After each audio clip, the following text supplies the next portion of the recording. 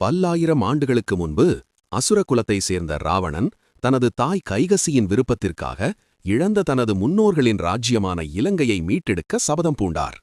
அதற்காக அவர் பிரம்மதேவரை நோக்கி பல ஆண்டுகள் கடும் தவம் புரிந்தார். தனது பக்தியின் உச்சமாக தனது 10 தலைகளையும் ஒவ்வொன்றாக வெட்டி யாகத்தீயில் அர்ப்பணித்தார்.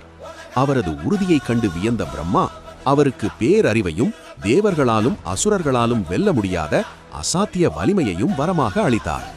வரம் பெற்ற வலிமையோடு ராவணன் இலங்கையை அடைந்தார்.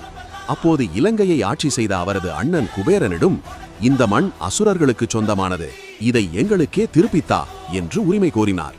ராவணனின் அபார ஆற்றலை கண்ட குபேரன் அவருடன் போரிடாமல் இலங்கையை ஒப்படைத்துவிட்டு வெளியேறினார். அரியணை ஏறிய ராவணன் இலங்கையை தங்கத்தால் அலங்கரித்து அறிவியலிலும் கலைகளிலும் சிறந்த ஒரு பொற்கால ஆட்சியை தந்தார். இப்படித்தான் ஒரு வீரன் தனது தவத்தாலும் தகுதியாலும் இலங்கை வேந்தன் ஆனார்.